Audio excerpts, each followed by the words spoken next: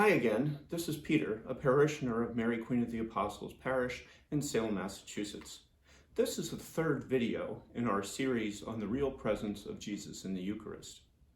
In the first video, we explained what the real presence of Jesus in the Eucharist means and the scriptural support for the Catholic Church's teaching from the Gospel of Luke chapter 22, the Gospel of John chapter 6, and the first letter of Paul to the Corinthians.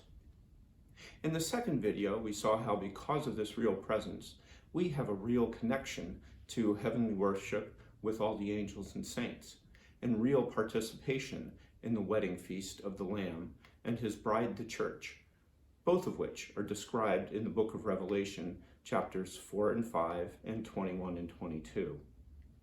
In today's video, we jump from the last book of the Bible to almost the beginning of the Bible. This video is about the Old Testament, and especially the book of Exodus, the second book of the Bible. St. Augustine pointed out that the New Testament lies hidden in the Old, and the Old Testament is unveiled in the New. We will see how different events and practices described in the Old Testament foreshadowed the Eucharist, and how the Eucharist is a fuller, greater version of the things in the Old Testament. This leads us to an even deeper understanding and appreciation of the Eucharist and the Mass. Before we start reading some of the Old Testament, here are a few things to remember from the New Testament. These are the things that are hidden in the Old, and when we read the Old Testament, we will realize that these things are being unveiled in the New. So, did you notice when we read Luke that the Last Supper is a Passover meal? And did you ever wonder why that is important? Did you notice that Jesus says, "This cup is the new covenant in my blood, which will be shed for you"? And do you ever wonder what that old covenant is? And did you notice that Jesus said that we are to do this, taking the bread, saying the blessing, and breaking it in memory of me? And you ever wonder what the significance of this remembrance is? And did you notice when we read John that Jesus referred to himself as the bread that came down from heaven? And the crowd of people was reminding him about the ancestors who had manna from God, from heaven.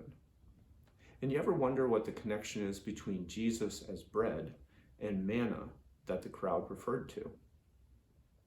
And did you notice when we read Revelation that God said that he will dwell with us in the New Jerusalem?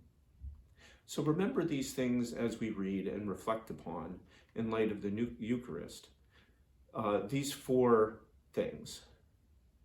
The first is the first Passover in Egypt, described in the book of Exodus, chapter 12.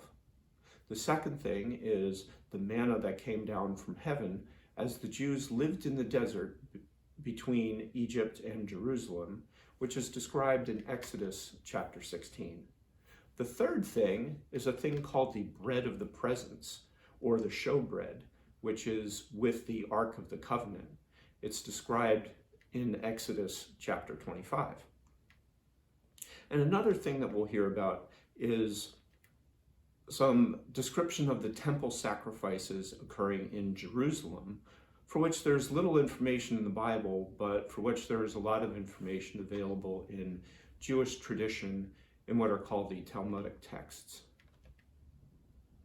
So let's begin with the Passover.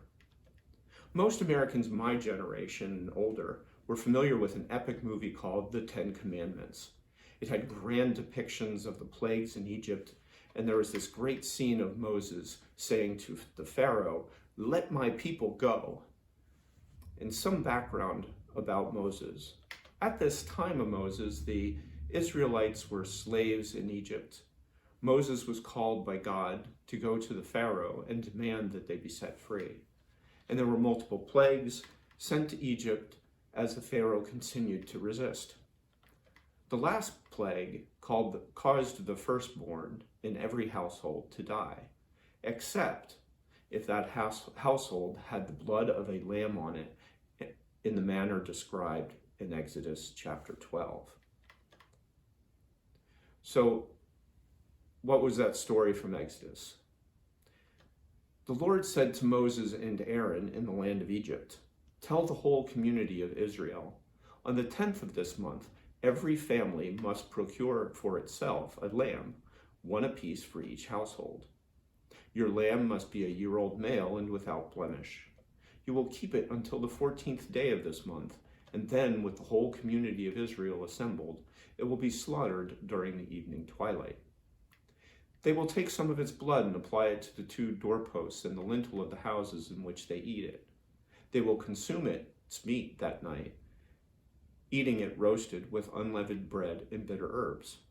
It is the Lord's Passover. For on this same night I will go through Egypt, striking down every firstborn in the land, human being and beast alike, and executing judgment on all the gods of Egypt. I, the Lord. But for you, the blood will mark the houses where you are. Seeing the blood, I will pass over you. Thereby, when I strike the land of Egypt, no destructive blow will come upon you. This day will be a day of remembrance for you, which your future generations will celebrate with pilgrimage to the Lord. You will celebrate it as a statute forever. And then Moses summoned all the elders of Israel and said to them, Go and procure lambs for your families and slaughter the Passover victims. You will keep this practice forever as a statute for yourselves and your descendants. Thus, when you have entered the land into which the Lord will give you as he promised, you must observe this rite. And when your children ask you, What does this rite of yours mean? You will reply, It is the Passover sacrifice of the Lord, who passed over the houses of the Israelites in Egypt.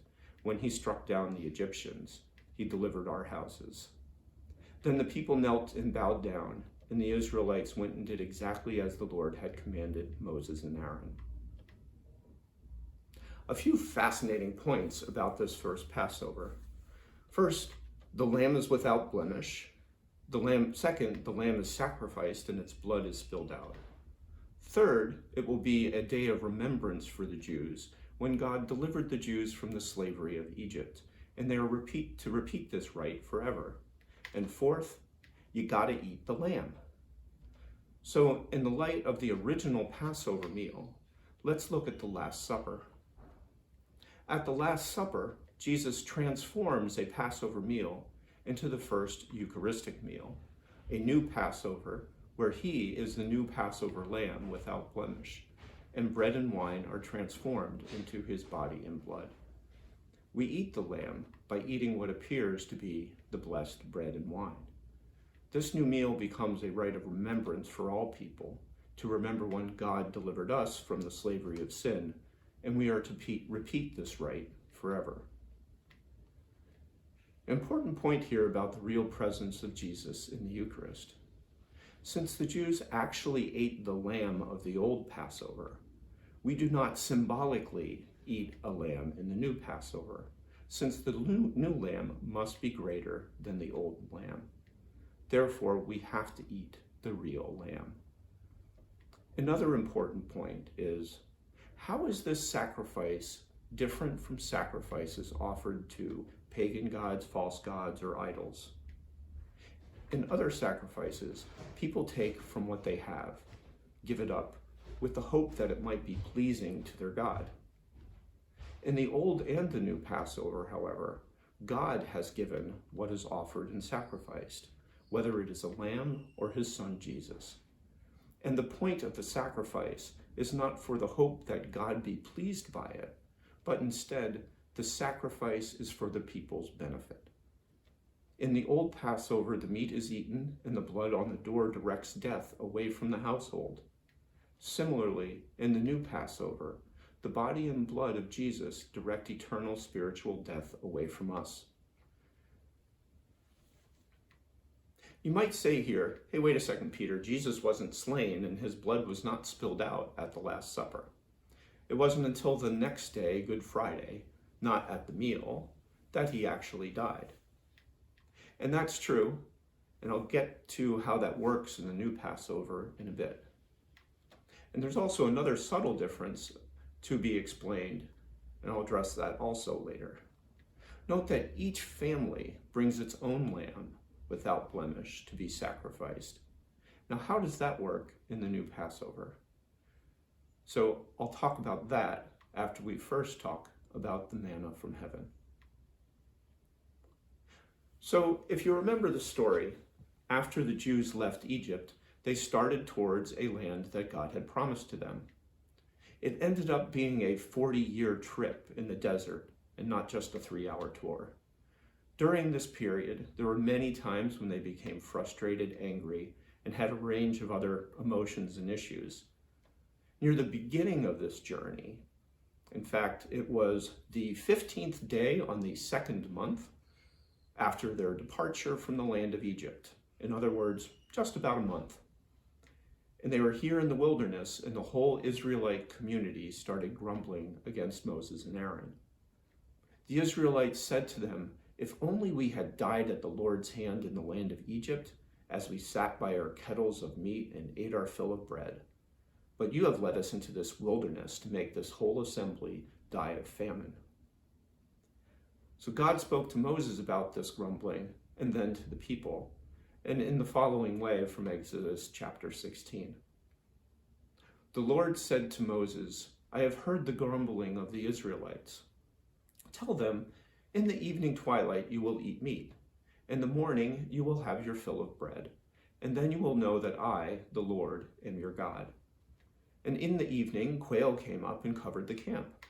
In the morning there was a layer of dew all about the camp, and when the layer of dew evaporated, fine flakes were on the surface of the wilderness, and these fine flakes were like hoarfrost on the ground. On seeing it, the Israelites asked one another, "What is it?" For they did not know what it was. But Moses told them, "It is the bread which the Lord has given you to eat." The house of Israel named this food manna. Now you might recall from our first video that in the Gospel of John, after the multiplication of the loaves and the fishes, a crowd of Jews demanded what sign Jesus would give, since their ancestors were given this manna from heaven. So, how long did this manna feed the Israelites? Well, Exodus 16 verse 35 tells us. The Israelites ate the manna for 40 years, until they came to settled land. They ate the manna until they came to the borders of Canaan. So a few points about this manna from heaven. The bread is a miraculous gift from God that feeds the Israelites their entire, well, almost their entire journey from them leaving Egypt to getting to this settled land. And the second thing, you had to eat the bread to survive. So in light of the manna from heaven, let's look at Jesus's bread of life speech in the Gospel of John, where Jesus says, "I am the living bread that came down from heaven, and that the bread that I will give is my flesh for the life of the world." So Jesus is this new manna, this living bread that comes down from heaven. And like the old manna, he will continue to come down from heaven as the new manna, the living bread, from shortly after he delivered us all from the slavery of sin on Calvary nearly 2,000 years ago, until we reach the new settled land, the New Jerusalem in heaven. And just like the old manna, we too have to eat the new manna, the bread that God sends down from heaven, which is Jesus in the Eucharist. So the third thing to talk about today is the Ark of the Covenant and this thing called the bread of presence or showbread. You might recall from the story of how Moses was given the 10 Commandments on 2 tablets of stone. The story has a few more details than that in the book of Exodus, and primarily in chapters 24 and 25. Before Moses received the stones, Moses received instructions from God and wrote them down in a book called the Book of the Covenant. And then he built an altar, sacrificed young bulls, and taking the Book of the Covenant, he read it aloud to the people, who answered, "All that the Lord has said, we will hear and do." Then he took the blood and he splashed it on the people, saying, "This is the blood of the covenant, which the Lord has made with you according to all these words." After that, he went to the mountain for 40 days and nights, and then returned with the stones with the 10 Commandments. When he returned, God commanded him to make a sanctuary for me, that I may dwell in their midst. This sanctuary included an ark to hold the covenant and a cover for it. And Exodus 25, verse 22 says, "There I will meet you, and there from above the cover, between the two cherubim on the ark of the covenant, I will tell you all that I command you regarding the Israelites." The sanctuary also had a table to put the ark on, and the table was supposed to have showbread. In fact, verse 30 of Exodus 25 says, "On the table you shall always keep showbread set before me." And what is the showbread? Well, it's a container of the manna that had come down from heaven. And initially, in Exodus 16, verse 32, God said to Moses about the manna, "Keep a jar of it for your future generations, so that they may see the food I gave you to eat in the wilderness when I brought you out of the land of Egypt." And as the Lord had commanded Moses, Aaron placed it in front of the covenant to keep it. The interesting thing about the Ark of the Covenant and the bread of presence, God allowed himself to be dependent on the Israelites, to be obedient, to build the Ark of the Covenant and place the showbread before it, so that God could dwell with his people and meet Moses and later high priests there at the Ark of the Covenant. Could he not also allow himself to be dependent on the apostles and their successors, to be obedient, to continue to repeat what Jesus commanded at the Last Supper, so that Jesus could be with us always under the appearance of bread and wine? Now we have one more piece to this Old Testament puzzle. We talked about the original Passover, the Israelites released from Egypt, and the manna from heaven that fed the Israelites from Egypt to the Promised Land. And what happened when the Israelites reached the Promised Land and built a temple in Jerusalem? So there's a long, complex history about the temple in Jerusalem, but let's fast forward to the time of Jesus and the life just before the first century. As instructed, Passover was still celebrated by the Jews on the 14th day of Nisan every year. Each family would bring its lamb to the temple and present it. The lambs were then slaughtered by the Israelites privately by each family, in contrast to all of the other temple sacrifices, which were generally slaughtered by the priests. The priests collected the blood from the lambs and poured it on the base of the altar as the sacrifice. The family would take their lamb, cook it, and eat it. So now we're going to go back to the two unanswered questions from earlier. Jesus was slain on Good Friday, not at the Last Supper. And in the Old Testament, at the Old Jerusalem temple, each family brought and sacrificed its own lamb. Well, just like the family presented its lamb at the temple, slaughtered it, and then the blood of the lamb was poured out on the altar as one religious act of sacrifice by the family, so too we see that the Last Supper, through the death of the cross, as one complete act of sacrifice by Jesus. In other words, without the Last Supper, the crucifixion by itself would merely have been an execution. And without the crucifixion following it, the Last Supper merely would have been another meal. But the two things together make one whole. There's one new Passover sacrifice. And now for the last part. How does each family bring and sacrifice its own lamb in the new Passover? Because there is only one lamb in the new covenant, and that's Jesus. So we have to go back again to our Gospel of John. And now we'll look at chapter 19, verses 25 to 28. Standing by the cross of Jesus were his mother and his mother's sister Mary, the wife of Clopas, and Mary of Magdala. When Jesus saw his mother and the disciple there whom he loved, he said to his mother, "Woman, behold your son."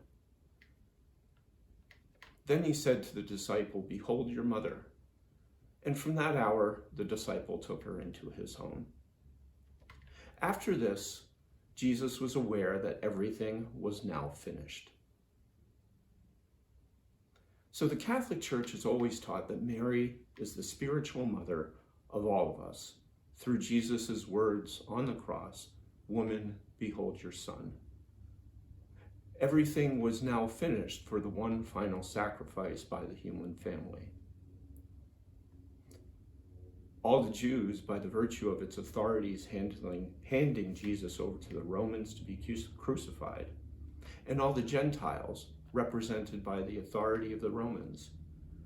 All of us, the spiritual children of Mary, who first presented our lamb with Joseph, our spiritual father, at the temple for us when Jesus was just a child, could now complete the slaughter of the one unblemished Lamb of God. Jesus drank the final wine of the Passover meal and declared, "It is finished," and died. A Roman soldier thrust a lance into his side, and immediately the blood and water of divine mercy flowed out on the altar of the world. This new Passover sacrifice released us from the slavery of sin, and now we are traveling through the desert to the New Jerusalem. Jesus gives himself as the bread that has come down from heaven, the new manna, which is the same body and blood as the slain Lamb of God of the new Passover. Just as God chose to dwell with the Israelites on their way to the promised land, he chooses to dwell with us as the bread that has come down from heaven until we arrive at the New Jerusalem. God bless you, and I look forward to sharing my next video with you.